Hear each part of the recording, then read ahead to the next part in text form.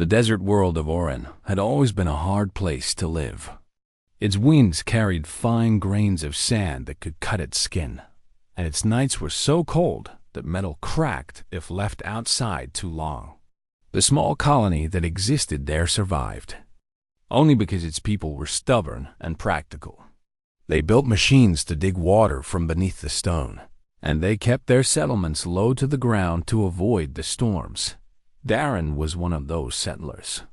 He was young, only in his early 20s, but already skilled with tools. His father had been a repairman, and Darren had inherited both his knowledge and his restless curiosity. While most colonists stayed near the safe zones, Darren often wandered farther into the wastes, always looking for old wreckage, minerals, or anything worth bringing back. One evening, after a long day of fixing a broken water pump, Darren heard an old story told around the fire. The elders spoke of a ruin buried deep in the desert. They said it was older than the colony itself, older even than the ships that first brought humans to Oran. The ruin had a name whispered with unease: the Chamber of Thousand Eyes. No one dared to go near it. Some claimed they heard voices when they walked too close, while others said that shadows followed them home. Darren listened closely. Where the others felt fear, he felt only interest. He had grown up hearing many warnings about the desert, but most of them proved to be nothing more than old superstition. If something was out there, he wanted to see it with his own eyes. The next morning, Darren prepared quietly. He packed water, a lamp, a scanner, and his small repair kit. He told no one where he was going. The sun was high when he set out across the sands in his crawler, a small vehicle with wide wheels designed to keep from sinking. The journey was rough, and the heat pressed down on him, but he kept his focus on the horizon dot. By the second day, Darren found what he was looking for. At first, it was only a strange shape rising out of the dunes. As he drew closer, he saw stone and metal mixed together, half buried by centuries of shifting sand. It was not human construction.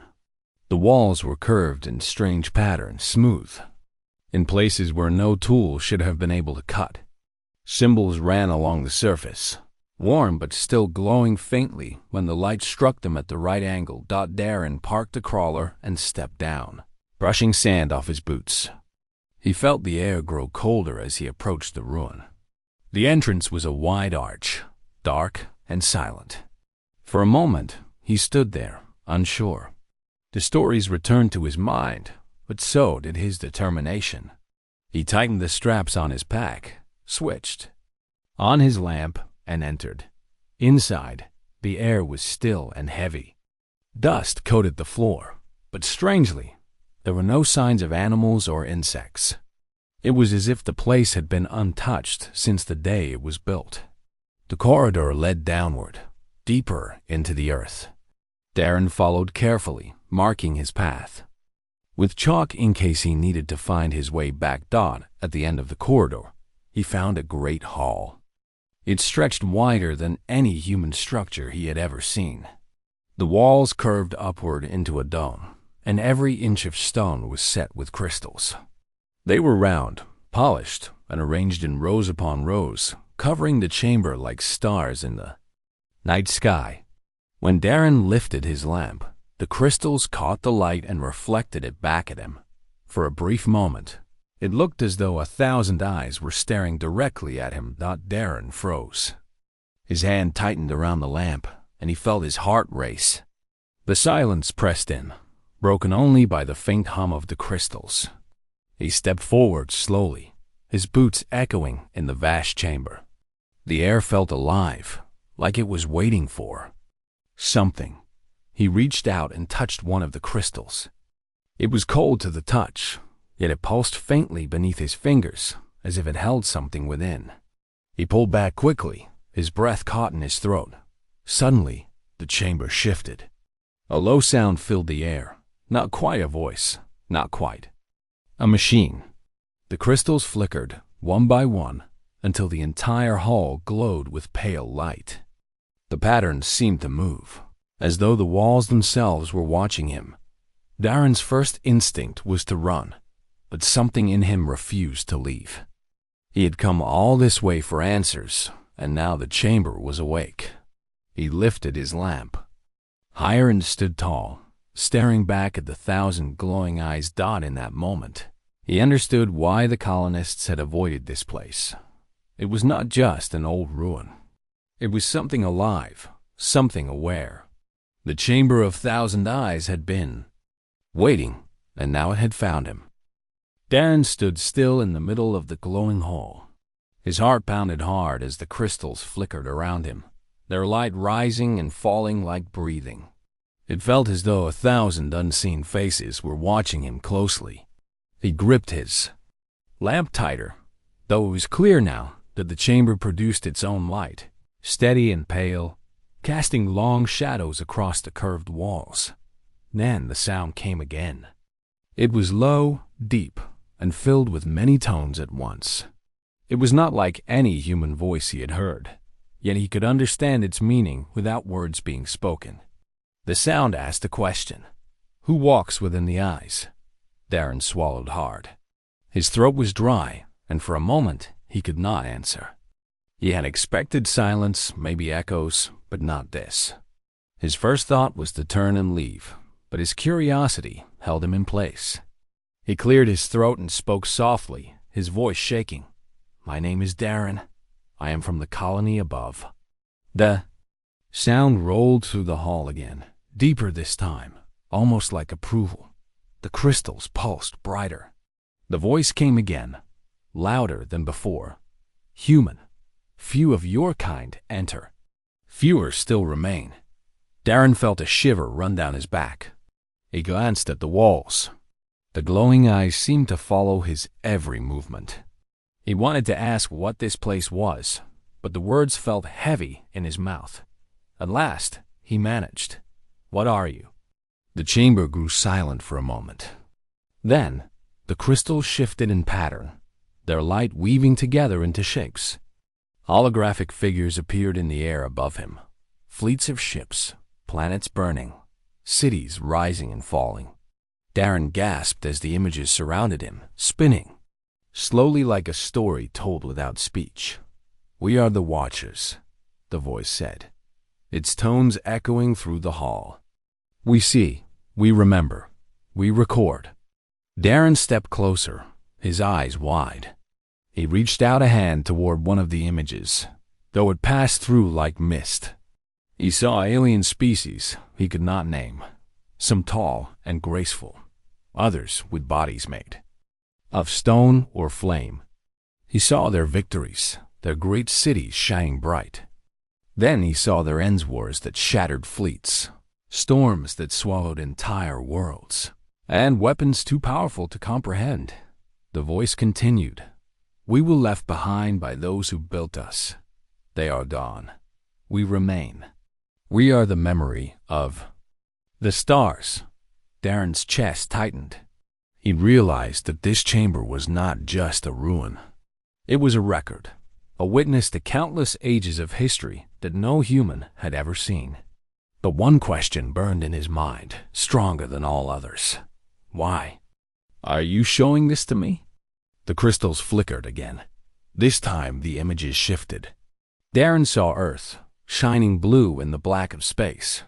He saw human ships, small compared to the alien fleets he had just witnessed. Then he saw darkness, a shadow spreading across the stars, swallowing light as it moved. The image of Earth began to dim under that shadow. Darren stumbled back, his face pale. "What is that?" He whispered. The voice shook the chamber with its reply. "The Devourer comes. It has ended empires before. It will end again. Your kind is unready." Darren's hands trembled as he lowered the lamp. He thought of his colony, the small settlement struggling each day to survive. He thought of Earth far away, full of people who had no idea such a threat even existed. Fear pressed down on him, but another feeling stirred within him too: anger. Then why tell me? If it is hopeless, why show me any of this? The crystals glowed brighter, and the voice replied in a tone that almost sounded like challenge. Because you entered, because you remain. The eyes have seen thousands fall. We will see if you stand. The hall went quiet again, though the light of the crystals still pulsed slowly, watching him. Darren breathed heavily, his mind racing. He knew then that he had been chosen, though he did not know why. He was only a mechanic, not a soldier, not a leader. Yet the chamber had spoken to him, not anyone else. He took a step forward, his voice steadier this time. What do you want me to do? The walls shifted again. A narrow passage opened at the far end of the chamber, stone grinding against stone. The crystals nearest the doorway glowed brighter, guiding him onward. The voice spoke. Once more, softer now, but no less powerful. Walk deeper. The eyes will judge. If you pass, you will know. Darren hesitated for only a moment before gripping his lamp and moving toward the passage. The air seemed colder there, and the shadows deeper. Yet the faint light of the crystals gave him courage. He stepped through the doorway, leaving the grate. All behind Dodd as he walked into the new passage, the sound of the voice faded, replaced by silence. His footsteps echoed against the walls. The corridor twisted downward, the air thick and heavy. Darren felt a strange pressure on his chest, as though the chamber itself was testing his will. Still, he pressed on. He did not know what waited for him ahead, but he understood one thing clearly now. The Chamber of Thousand Eyes was not a dead ruin. It was alive, and it was watching him closely, and for reasons he could not yet explain, it had chosen him. The narrow passage carried Darren deeper into the earth. The walls glowed faintly, guiding his steps, though no clear light source could be seen. He kept one hand on the stone, the other holding his lamp. The silence weighed heavy, broken only by the crunch of his boots against the floor. After what felt like an endless walk, the passage opened into another chamber. This one was smaller than the great hall above, but no less strange. The walls curved inward like a sphere, and the crystals here were larger, glowing with steady light. In the center of the room stood a smooth black pillar, taller than Darren, with lines of faint blue running across its surface. As he stepped closer, the crystals brightened. The pillar came alive, its lines glowing stronger until they formed. Circle of light. The voice of the chamber returned, surrounding him from every side. You asked what must be done. The answer is within the message. See what we have seen. The circle of light expanded, and the air filled with visions once. Again, Darren shielded his eyes at first, then slowly lowered his hand as the images sharpened. He saw entire star systems spinning in bright colors. Planets teemed with life, alien cities rising across their surfaces. But soon those scenes darkened. He saw fleets clashing in the void, beams of light cutting through ships like paper. He saw worlds broken apart by weapons that shook the sky. Then the vision shifted. Darren saw a shadow stretching across the stars. It was not a fleet, not a single enemy that could be fought with weapons. It was something vast and endless, swallowing light itself. Stars vanished into it, their fire snuffed out. Worlds crumbled to dust, leaving nothing but silence. The voice spoke again, steady and cold. This is the devourer. It consumes without reason. It leaves nothing behind. It has ended empires that believed themselves eternal. It has destroyed guardians stronger than your kind. Now it moves again. Darren clenched his fists, his jaw tight. He had never seen war except in stories, yet the visions felt real, too real. He thought of Earth, the blue world that was still young among the stars. Humanity had only just begun building colonies. Against something like this, they seemed powerless. Why show me this?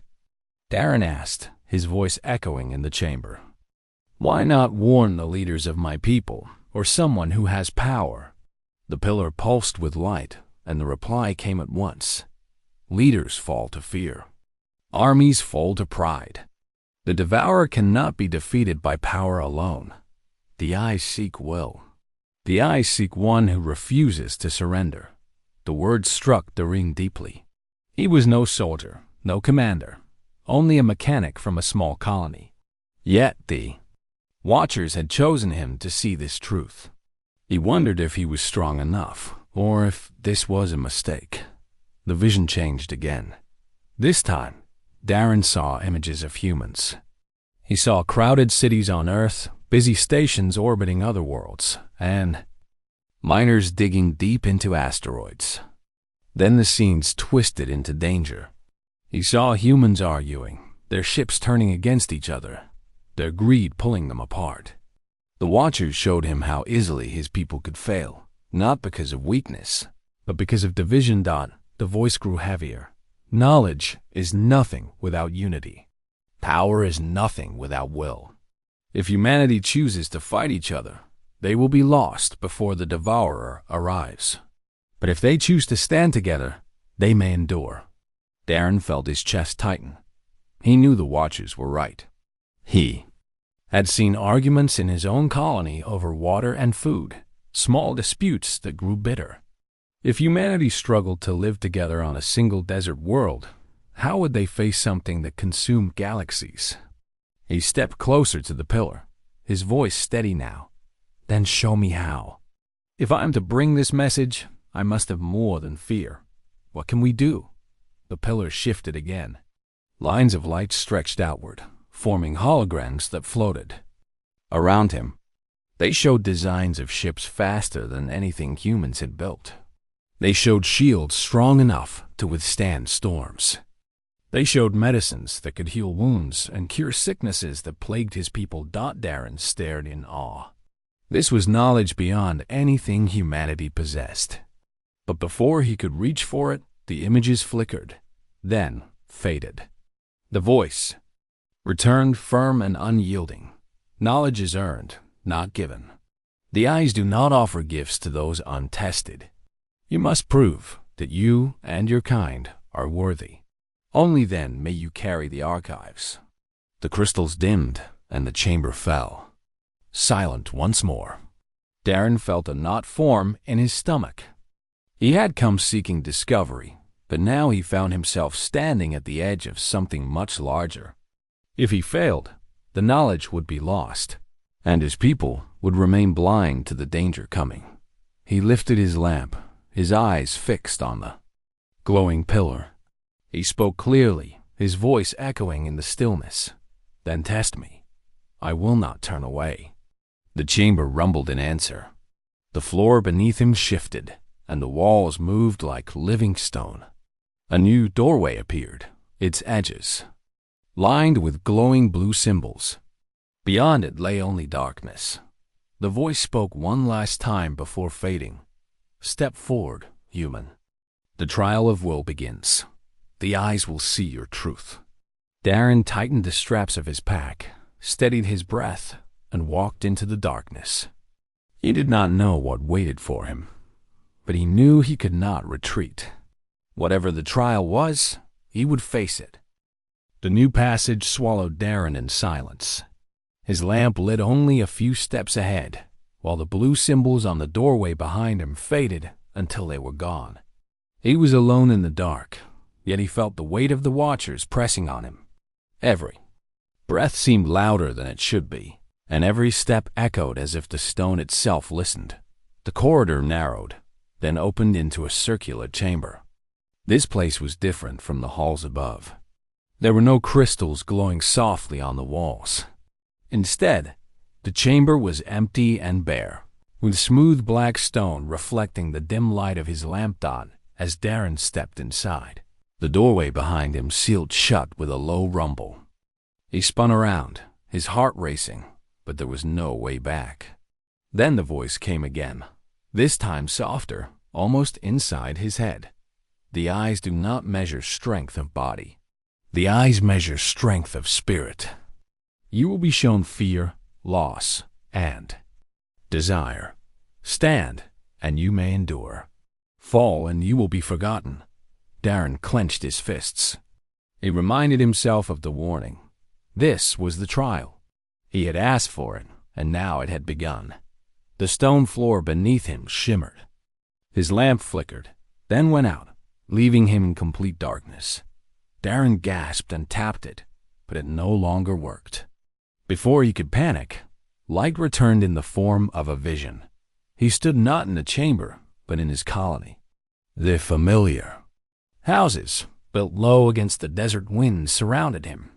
He smelt dust and smoke, heard voices shouting. The colony was under attack.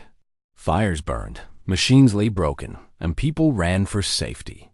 Darren's chest tightened as he saw faces. He knew neighbors, friends, even children crying out for help. He ran forward, calling their names, but no one seemed to hear him. He reached for a boy who had fallen, but his hand passed through, as if the child were smoke. The boy vanished, and so did the rest of the colony, swallowed in flame. Darren fell to his knees. His mind screamed at him to give in, to despair. But another part of him remembered the words of the Watchers. This was not real. This was a test. He forced himself to rise, teeth clenched, and shouted into the burning air. "You will not break me. I will not let fear rule me." The fire vanished. The colony dissolved into darkness once more. When light returned, Darren found himself in a different place. This time, he saw his father, alive and standing at a workbench. His father smiled at him, the way he used to when Darren was a child. The sight struck Darren's heart like a blade, for he knew the truth. His father had died years ago in an accident with a broken generator. "Darren," the figure said warmly, "you have done well. Come home. Leave this place. There is no need to carry the burden alone." Darren's chest ached. For a moment, he wanted nothing more than to step forward, to feel his father's embrace again. The pain of loss tempted him to surrender, to accept the comfort the vision offered. But deep inside, he knew this was not real. It was a shadow, a trick to weaken him. He closed his eyes, fighting the pull of longing, and spoke through the tightness. In his throat, "You are not him. My father is gone. I carry his memory, but I cannot turn away." The image wavered, then vanished, leaving only the cold, dark chamber once again. Now the third vision came. Darren found himself surrounded by riches shining. Metals, jewels stacked high, and machines of power unlike anything humans had built. He saw ships sleek and strong, weapons glowing with unstoppable energy. A voice whispered inside his mind, smoother than the heavy tones of the Watchers. "Take this, human. It is yours. You need not struggle. With this power, you can command worlds. You can rule. You can save only yourself." Darren stared at the treasures. The temptation was strong. A single weapon from this pile could make him a leader. A single ship could take him across the stars. For a moment, he thought of what it would feel like to have such power. But then he remembered the vision of Earth swallowed by shadow.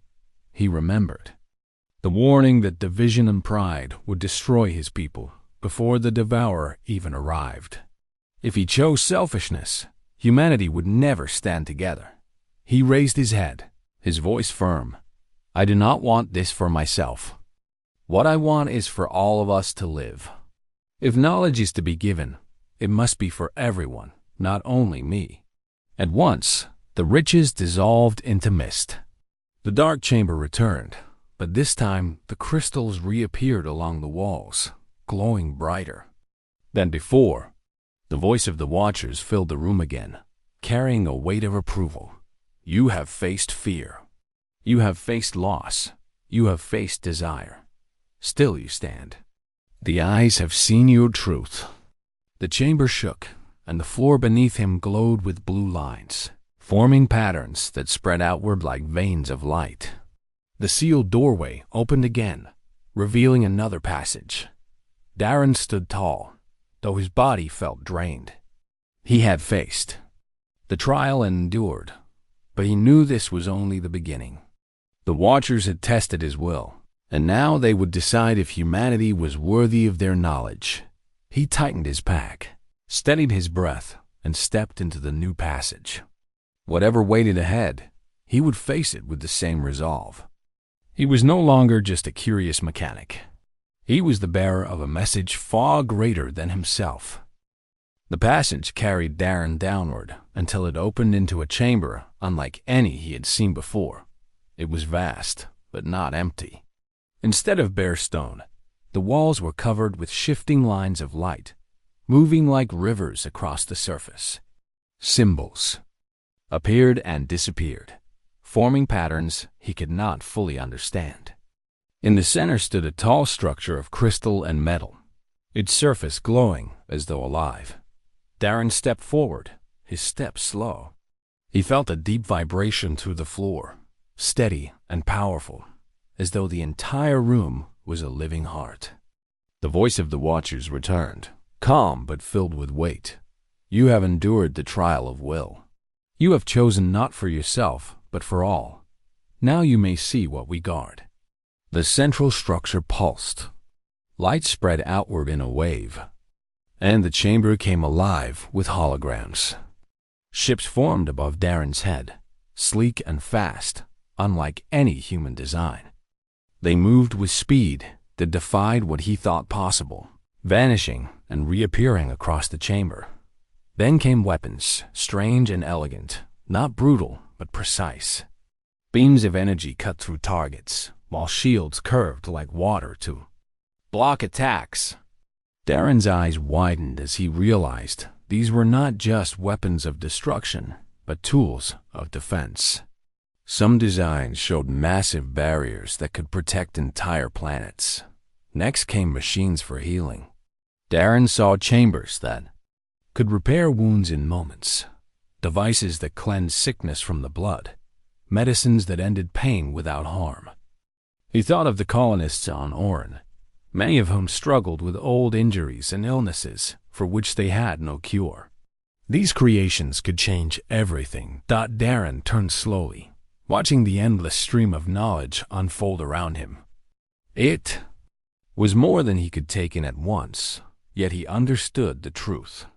This was the archive of the Watchers, the legacy of a civilization long gone. The voice spoke again. These are the gifts of those who came before. They are the memory of the eyes. But knowledge is not without burden. It must not be used for pride. It must not be used for conquest. Only in unity can it serve your kind. Darren nodded slowly. The weight of the warning pressed on him, but he accepted it. He had already seen what selfishness could bring in his trial. He knew the danger of power without wisdom. He stepped closer to the glowing structure, lifting his hand. Will you give this to me? He asked. The Watchers answered, their many voices echoing. We will give not to you alone. We will give to your kind. You are the bearer. You will carry the first spark, but the flame must be shared. If humanity turns against itself, this knowledge will be lost forever. The structure opened at its surface, revealing a sphere of crystal. It floated upward and hovered before Darren, glowing softly. Symbols flickered within it, shifting faster than his eyes could follow. He reached out carefully, and when his fingers touched it, the sphere sank into his palm, merging with his skin in a flash of light. Darren gasped, his mind filled with impressions, patterns, and glimpses of information.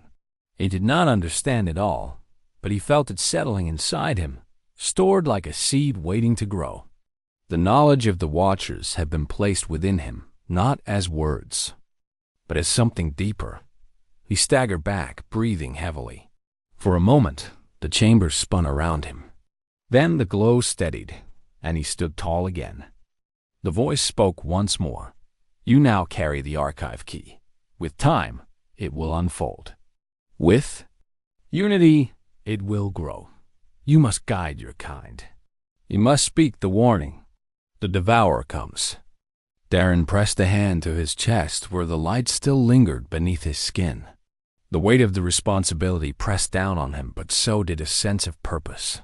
He had been chosen not because of power or skill, but because he had refused to surrender. He looked up at the glowing walls. I will not fail. Humanity will hear this. The chamber responded with a final surge of light. The holograms vanished, the symbols dimmed, and the central structure became still once more. The trial was over. The gift had been given. A pathway opened on the far side of the chamber, leading upward toward the surface. Darren understood that his time with the Watchers was ending. They had given him what he needed, and now the task was his dot as he stepped into the new passage. The voices of the Watchers followed him, softer now, as though fading into silence. The eyes have seen empires rise and fall. The eyes now see humanity, rise or be lost. The choice is yours. Darren walked upward, his steps steady. Though he was only one man, he now carried something greater than himself. He carried the future of his kind, and with it, the hope that when the shadow came, humanity would not face it blind. The path upward stretched long and winding, but Darren walked without slowing. The crystal sphere's mark still glowed faintly beneath his skin, pulsing in time with his heartbeat. Each step reminded him that he now carried something beyond his own life, something that belonged to all of humanity. At last, he reached a wide chamber that opened into a dome higher than any before. The walls shone with countless eyes, each crystal brighter than he had ever seen them. They did not glow softly as before, but blazed with sharp, steady light, as if the Watchers had gathered their full attention upon him. Darren stopped at the center of the dome, his lamp no longer needed. The voice of the Watchers filled the space, heavier and deeper than ever. You have taken the key. You carry the first spark of the archive. But before you leave, you must hear the last warning. The air thickened with energy. The crystals projected visions once again, brighter than any before. Darren's breath caught as he saw the stars. He saw great civilizations, alien species, unlike anything in human memory. Some were tall and luminous, their bodies glowing like living fire. Others were vast and strong, moving entire cities upon their backs. They had built wonders, rings around suns, towers that touched the edges of space, fleets that filled whole systems. But one by one, Darren saw them fall. The shadow came, vast and endless, swallowing stars as though they were sparks in the dark. The fleets of those mighty empires burned and shattered. Worlds turned silent. Voices of entire species were lost in an instant. The Watcher's vision showed him ruins floating in the void, their creators erased. The voice rumbled like a storm. Many found the chamber. Many took the trial, but they failed. They chose power for themselves. They chose division. The devourer consumed them all. The eyes saw their end. The vision shifted, and Darren saw Earth again. The blue oceans, the green fields, the crowded cities, it all looked so small when placed against the endless stars. Ships rose into orbit. Colonies spread to nearby systems, but still the shadow approached from far away. The Watcher's voice lowered, firm and heavy. Your kind is new among the stars. You are untested, but you are not yet broken by pride. If you hold together, you may endure what others could not. But if you turn against each other, you will fall before the shadow even arrives. Darren's fist tightened. The warning pierced him deeper than the visions. He remembered the arguments among colonists on Orin over water and land. He thought of the disputes on Earth, nations fighting even as they reached for the stars. He understood now that the greatest threat was not only the devourer, but also humanity's own weakness. He lifted his head, his voice steady. We are not perfect, but we are stubborn. We do not give up easily. If there is a chance to stand, we will take it. The crystals pulsed brighter, as though acknowledging his words. The Watchers replied with their many voices woven together. Then carry this truth. Tell your kind what comes. Show them the path. If they choose unity, the flame will grow. If they choose division, the flame will die. We cannot fight for you. We can only remember. The dome grew silent after the words. Slowly, the crystals dimmed until only a soft glow remained, like the fading light of stars at dawn. The watchers had given all they would. Their task was finished. A section of the dome opened, revealing a staircase that led upward toward the surface. The air grew cooler, fresher, carrying the faint smell of desert sand. Darren realized that this was the chamber's farewell. He bowed his head slightly, his voice low but firm. I will not forget. Humanity will not forget. Then he climbed. The journey upward was long, but as he rose, his strength returned. The heavy silence of the underground gave way to the open air above. When he finally stepped out, the sun was high over the desert, blazing against the endless dunes. The ruin behind him seemed quiet and lifeless again, as though it had returned to its long sleep. Yet Darren knew it was not lifeless. The Watchers were still there, hidden beneath stone, waiting as they always had. But they would not speak again until humanity proved itself. He walked toward his crawler, his mind heavy with the visions. He thought of how to explain what he had seen. The colonists might doubt him. Some might laugh, others might fear. But he carried the proof within him, the mark of the crystal sphere still glowing faintly on his skin. And beyond that, he carried the truth of the warning, a truth too large to ignore.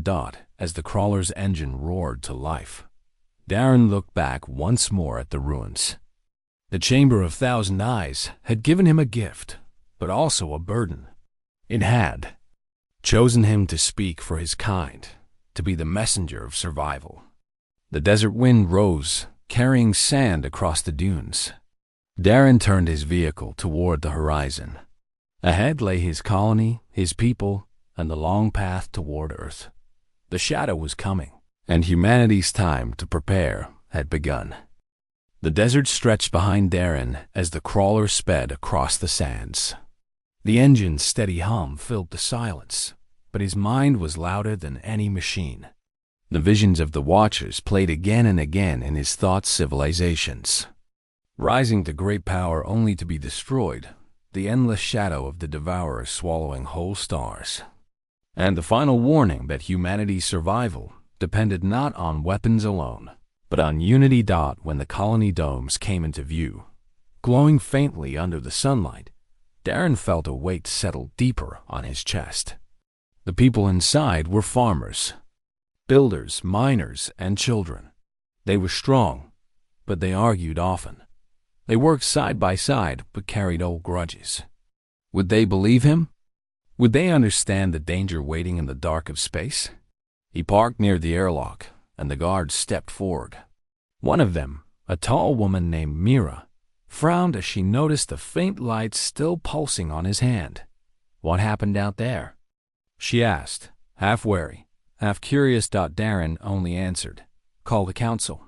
Everyone needs to hear this. Inside, the colony's central hall filled quickly. The leaders sat at the front, but ordinary colonists gathered too, whispering among themselves. Darren stood in the center, his face set, his voice steady. I went into the ruins, he began, and the room quieted. I entered the Chamber of Thousand Eyes. The Watchers are real, and they showed me what lies ahead. He spoke of the visions. He told them about the great empires that had risen and fallen. He described the devourer, the shadow that consumed, stars and life without mercy. He told them of the warning that only by standing together could humanity endure, and that if they divided, they would fall like those before them. At first, silence followed his words. Then a man at the back scoffed. Stories. You saw dust and light tricks. We have work to do, not time for desert dreams. But Darren raised his hand, and the glow of the crystal mark shone clear for all to see. Gasps filled the hall. The mark pulsed with living light, undeniable proof that something beyond their world had touched him. Myra stepped forward then, her voice strong. "He's not lying. Look at him. Something chose him. We cannot ignore this." The council leader, an older man named Bryn, studied Darren closely. "If what you say is true, then Earth must know. The colonies must know. Can you carry this message beyond here?" "Yes," Darren said without hesitation. "But I cannot do it alone. We must prepare together. We must build ships, forge alliances, and end the quarrels that keep us weak. The Watchers gave us warning, not rescue. It is our task to stand." The hall stirred with uneasy voices. Some were afraid, some doubtful, but others looked inspired. For the first time in years, their arguments fell silent. They realized that their struggles over water or land were small compared to what might come from the stars. That night, the council met in secret with Darren. They planned the first steps: send transmissions to Earth, record his visions, prepare scouts to travel to nearby colonies. Darren became the core of the plan, not as a ruler, but as a messenger, the one chosen to remind humanity of what lay ahead. Weeks passed, and the message spread. Darren's recordings reached other colonies, and soon even Earth itself. Leaders and citizens alike watched the glowing mark on his hand and listened to his words. Some doubted, but many could not ignore the urgency in his voice. He was no politician, no soldier, just a man who had seen the truth. On Orin, the colonists began training together, uniting their separate groups into a single force. Farmers and miners worked side by side, building stronger defenses. Engineers began planning faster ships. Children were taught not only how to survive in the colony, but also how to see themselves as part of something greater than one settlement or one planet. The Watchers had told him the flame could die if humanity divided. Darren saw now that the flame could also grow brighter if they stood as one. One evening, as the sun set over the desert, Mira joined him on the ridge outside the colony. The sky turned deep red and gold, the stars slowly waking in the distance. She looked at him quietly, then asked, "Do you think we really have a chance?" Darren watched the horizon, where the stars glimmered like the eyes he had seen in the chamber. His voice was steady. "The Watchers said others failed because they chose themselves over all. We cannot make that mistake. If we stand together, we are not weak. We may be small compared to the Devourer, but we are not finished yet. Humanity has a habit of surprising those who doubt us." Mira smiled faintly at that. "Then let us be ready to surprise the stars." The wind moved across the desert, carrying sand like whispers of ancient times. Darren felt the mark on his hand glow softly, as if the Watchers themselves still listened. He knew they would not speak again. Their task was done. The rest belonged to humanity. The Chamber of Thousand Eyes had tested him and given him a message. Now it was his people's turn to be tested. The shadow was coming, and the flame of humanity burned small but alive. Whether it became a beacon or was swallowed forever would depend on their choices in the days ahead. Darren stood tall, watching the sky, no longer just a salvager or wanderer. He was a messenger, carrying not only a warning but also a hope. And, though the stars were vast and the danger greater than he could imagine, he felt no fear. For the first time, he believed that humanity could endure.